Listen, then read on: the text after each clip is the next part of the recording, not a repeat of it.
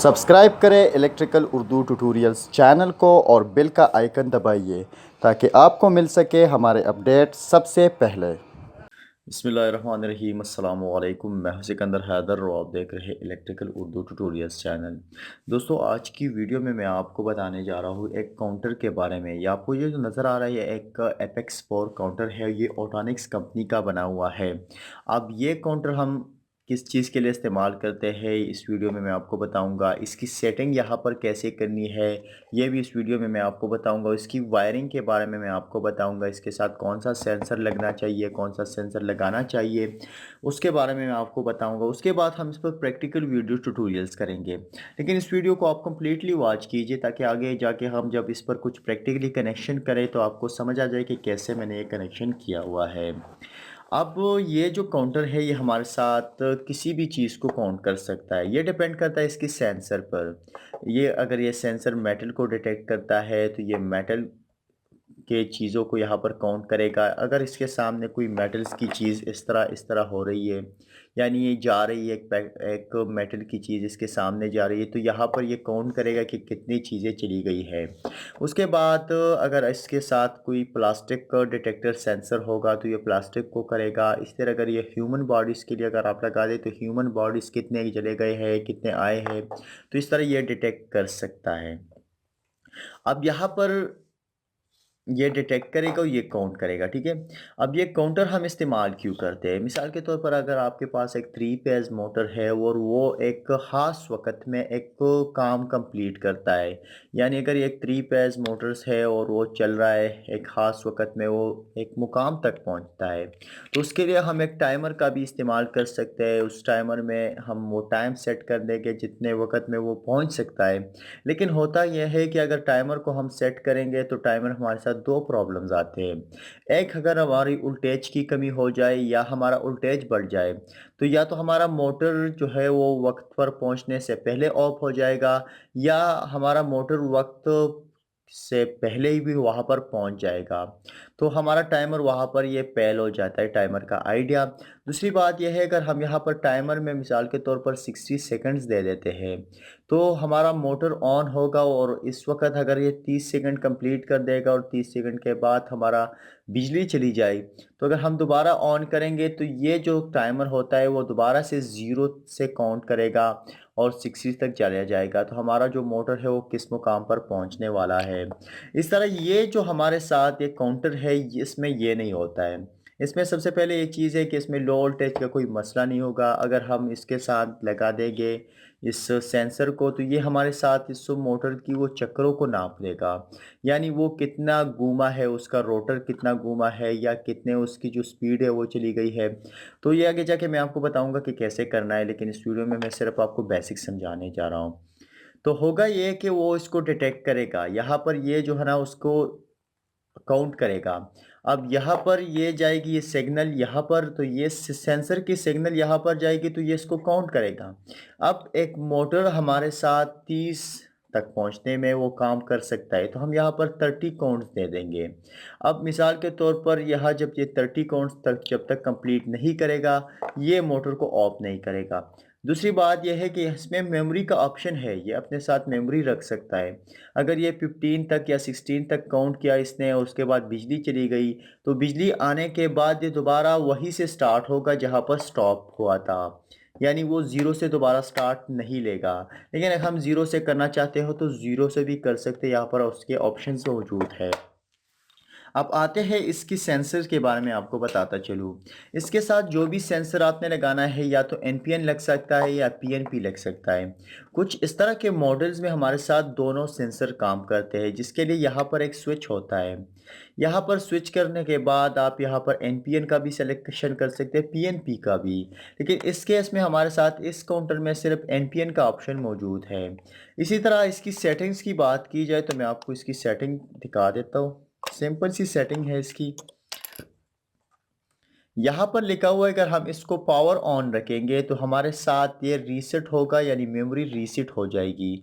यानी अगर हम इस तरह से रखेंगे तो मेमोरी हमारे साथ रीसेट हो जाएगी। अगर हम किसी मोटर को चलाते हो उस वक़्त बिजली चली जाए और दोबारा से आ जाए तो फिर ये ज़ीरो से दोबारा स्टार्ट देगा।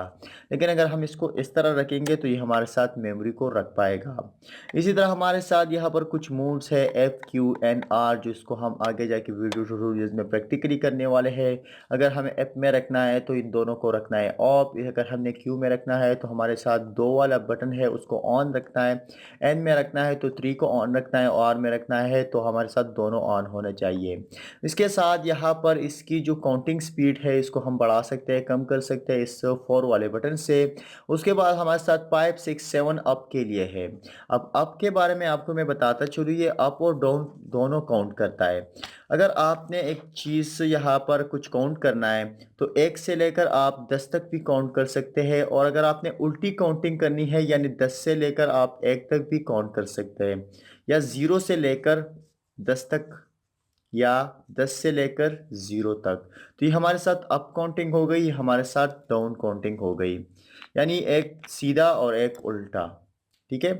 अब आते हैं दूसरी तरफ, इस ये जो 5, 6, 7 है ये हमारे साथ अप के लिए है, और यहाँ पर जो 1, 2, 3, 4 है वो हमारे साथ डाउन के लिए इस्तेमाल होने वाले हैं।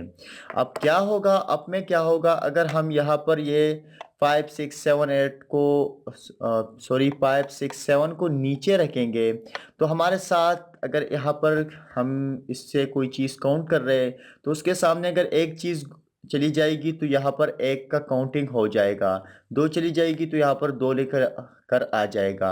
लेकिन अगर हमें चाहिए कि 10 चीज़ें काउंट होने के बाद ही यहाँ पर एक काउंट हो, यानी एक का 10 हो, तो हम इस एक्सटेंड के ऑप्शन को खोल देंगे। या अगर हम एक का 100 चाहते हैं तो हम यहाँ पर इस 7 को भी यहाँ पर जो है ना हमारे साथ 6 को ऑन कर देंगे, और ये 5 और 7 को ऑफ कर देंगे। इस तरह डाउन को भी ऐसे ही कुछ सेटिंग है, इसमें कुछ बटन्स को ऑन रखना है, कुछ को ऑफ रखना है, तो इससे हम कर सकते हैं। आगे जाके हम वीडियो ट्यूटोरियल्स में इस पर प्रैक्टिकल करने वाले हैं। इसके बाद इसकी वायरिंग डायग्राम के तरफ आते हैं, तो वायरिंग डायग्राम में सबसे पहले जो एसी सप्लाई इसको प्रोवाइडेड होगी, यानी ये जो काउंटर है हमारे साथ एसी सप्लाई से चलता है, इसको हम 100 वोल्ट से लेकर 240 एसी सप्लाई प्रोवाइड कर सकते हैं। वीएसी यहाँ पर लिखा हुआ है। ये 50 हर्ट्ज़ पर भी काम करता है, 60 हर्ट्ज़ पर भी काम करता है। इसके बाद आते हैं, इसमें हमारे साथ दो रिलीज़ लगी हुई है। एक रिली हमारे साथ जो है इसका कॉमन पॉइंट है वो 3 है। इसका ये साथ ये जो 2 का टर्मिनल है वो हमारे साथ नॉर्मली क्लोज है, और इसी तरह जो पोर है वो हमारे साथ नॉर्मली ओपन है। इसी तरह ये दूसरा रिली है वो हमारे साथ है 6, इसका कॉमन पॉइंट है, और इसके साथ इसमें हमारे साथ जो 7 है वो है नॉर्मली क्लोज, और दूसरा है पाइप है वो नॉर्मली ओपन है।